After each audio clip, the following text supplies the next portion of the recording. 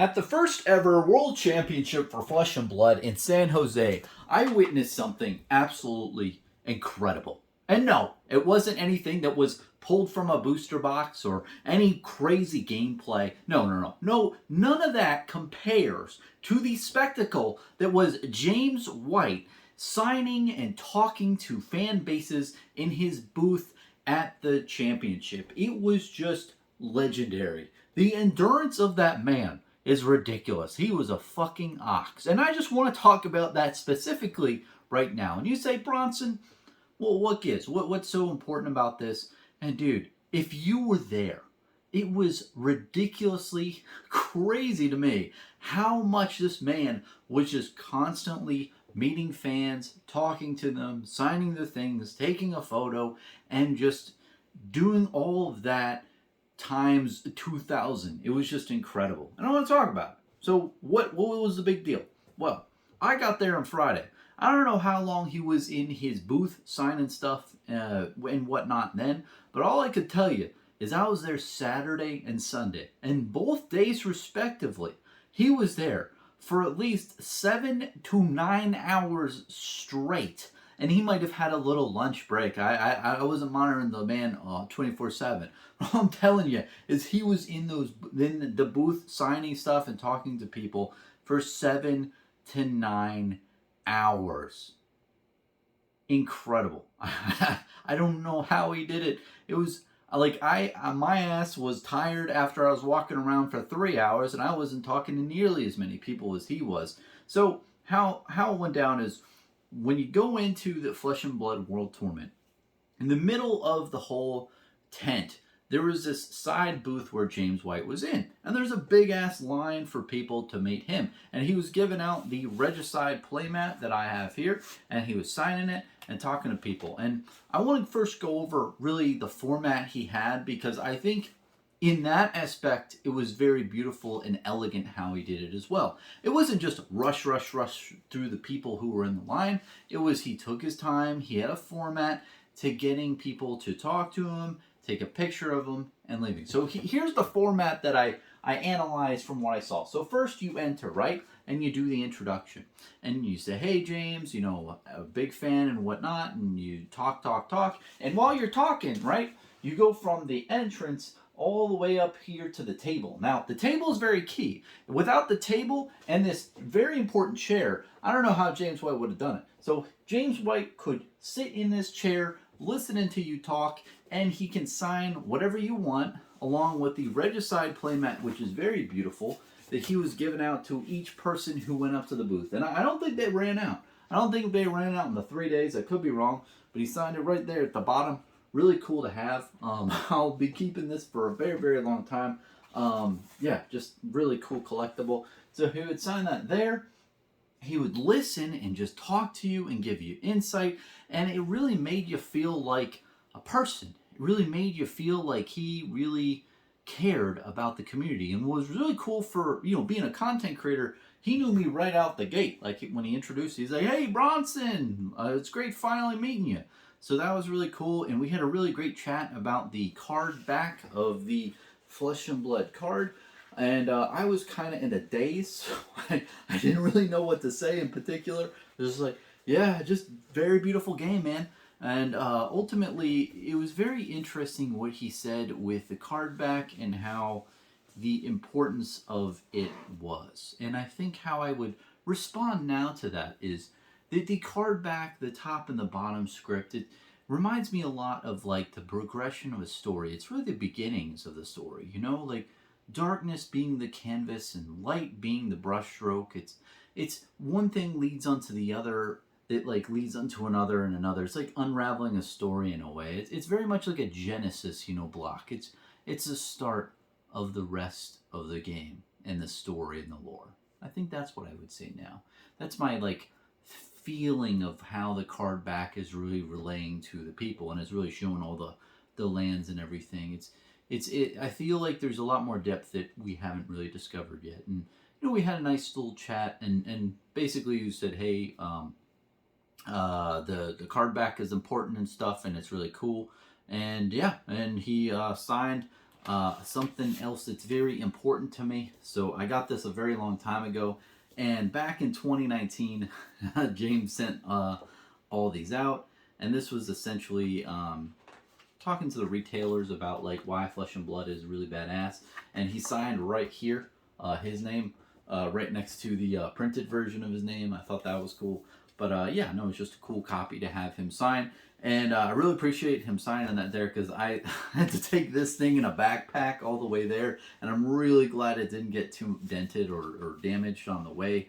It was just like in a backpack that I had. Anyway, he signed this. He gave me a playmat. We had a really nice chat. And then he guided me over to the picture time area over here. It's the backboard, and basically there was like just a a backdrop of like Flesh and Blood type of thing. I think it looks a lot like this.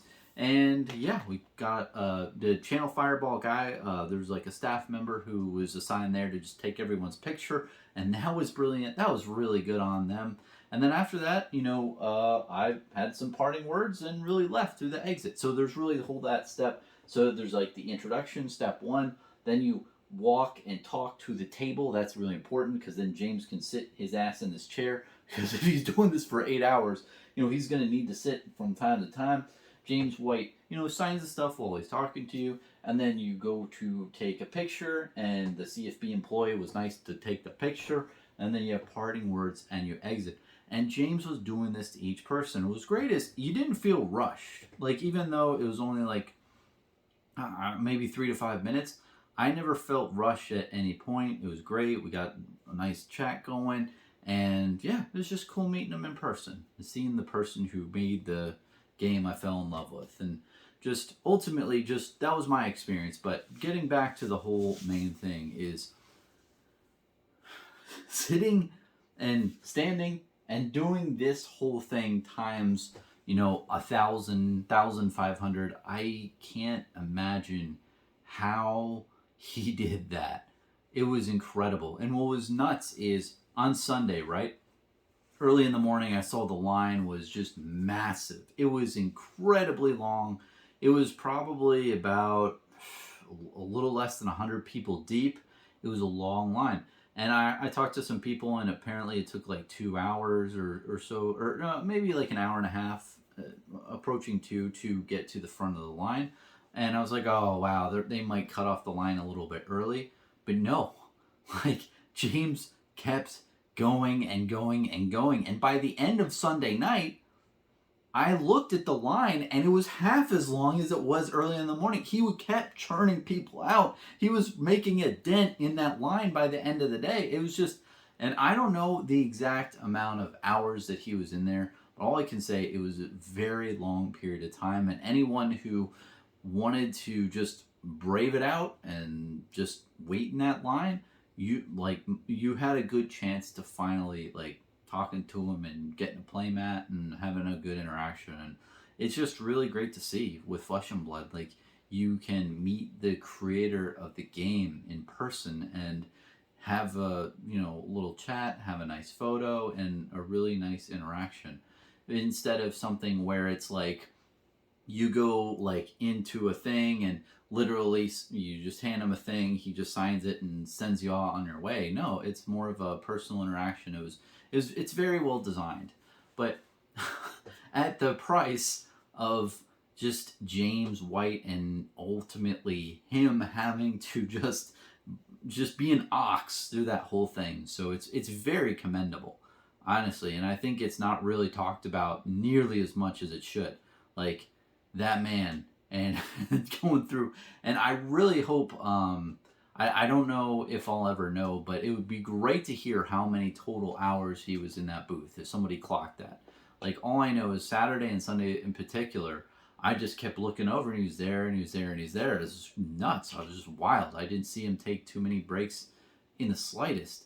And I heard a really funny story from Sloop Dupe that apparently midway, I think Saturday, I saw he was wearing a different shirt, and I was like, shit, what's up with that? He's changing out shirts from all the people he's talking to.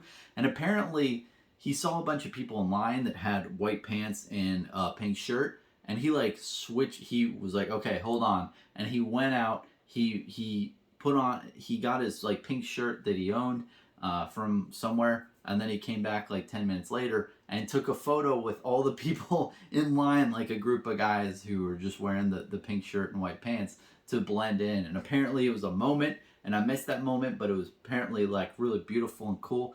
But it's just like, damn, like, well done. I mean, it just really shows like, how can anyone say like, oh, he doesn't really care about the game or whatnot, or the fans? Like, that is just beautiful.